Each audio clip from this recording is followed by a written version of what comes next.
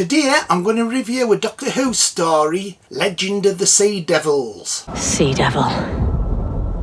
Legend of the Sea Devils is the second of the 3 specials that are coming out in 2022. This is Jodie Whittaker's penultimate story, was directed by Haolu Wang and written by Ella Road and Chris Chibnall. The story says the return of the Sea Devils that were last seen in Warriors of the Deep in 1984. This is the 3rd time we see them. The special only runs 48 minutes, which is short for a special. The overnight ratings for this story was only 2.2 million. This is the worst ever, and it was the 11th most watched show that day. Legend of the Sea Devils stars Jodie Whittaker as the 13th Doctor, Mandip Gill as Yasmin, John Bishop as Dan. So this is the 3rd time we see the Sea Devils.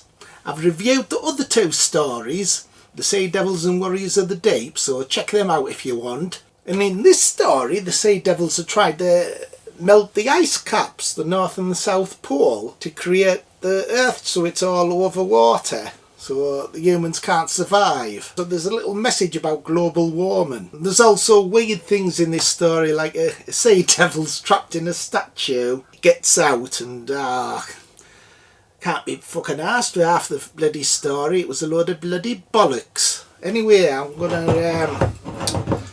have to have some of this bugger. Bloody sick. Cheers. So the Sea Devils are just like standard villains in this story. They never were like that. In the previous stories you felt a bit sorry for them. This time they're just bloody villains. Don't have a flying bloody ship that looks bloody ridiculous. There's a character called Madam Ching. Her crew vanishes and she manages to sail the ship on her own. Bloody ridiculous. To be honest, I found it boring. I just couldn't get interested in it. And I'm getting sick now, like being disappointed with New Who. It's getting on me bloody wick. I'm pleased to God she's only got one more season. Season? She's only got one more special. I mean, fucking hell. Hey, Phil, why do you still watch the shit? Not the bugger off, man. I don't know, Bones. I've got to keep watching it to find out what happens. Best thing about this bloody special was the trailer at the end. It was interesting to see Tegan and Ace are going to be in the final special. That was a surprise, although they'll probably be only in a few bloody seconds, I bet. Be a flashback sequence. To be honest, Chris Chibnall has fucked the show up. He's been bloody useless. In 3 years, I think I've only properly enjoyed one story. That was Rosa. Apart from that, they've all been, like, disappointing. Or crap. And it's not just him either. Like, fans are going on saying, oh, Jodie Whittaker hasn't been given proper good writing. The stories have been terrible. If she had good writing, she'd be able to act. But she bollocks. She useless. She can't grasp the role. Yeah, I used to think bloody Colin Baker was bad at acting. This bugger's like a plank of bloody wood that's rotten. Bloody fucking terrible.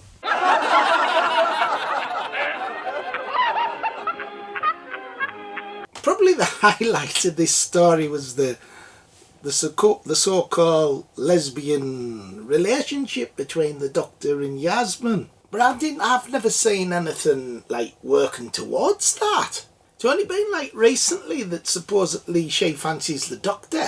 I only watched the book because I thought I'd see some hot lesbian action.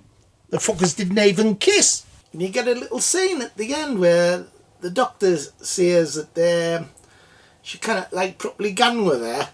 But if there was someone who she'd gone with, it would be her. That doesn't make bloody sense. There's been other companions better than her, like Rose, Sarah Jane Smith, loads of them. And all this bloody relationship crap, it shouldn't be in a family viewing show like Doctor Who. There's other shows and films that they can concentrate doing that. You want a sci-fi story, not a bloody soap opera. And the figures justify what I'm saying as well. The overnight figures for this was 2.2. That's the lowest ever.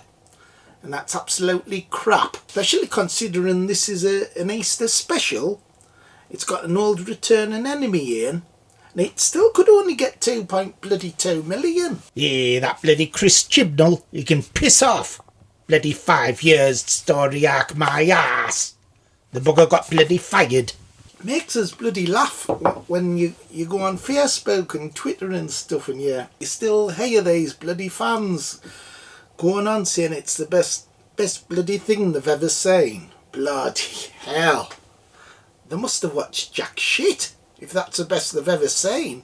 Anyway, I've reviewed all 3 of the Sea Devil stories, so I'll put them in order. In 3rd place, I'll put this, Legend of the Sea Devils. Easily the worst. 2nd place, Warriors of the Deep. I thought that would be the worst ever Sea Devil story, but it isn't. At least Peter Davison's in the bugger. And in 1st place, it has to be John Pertwee's The Sea Devils. Yeah! That's the only good one of the 3. It is outstanding, and that's partly because of Roger Delgado as the master. He's on top form in that story. It's probably his best one. Anyway, out of 10, what would I give Legend of the Sea Devils? You know what I'll give it? I'll give it bugger all. Out. I thought it was terrible. What did you think, Bones? Did you like it? I thought it was a load of bloody shit, Phil. That Jodie Whittaker can regenerate and then fuck off. Okay, everybody, bye. See you next time.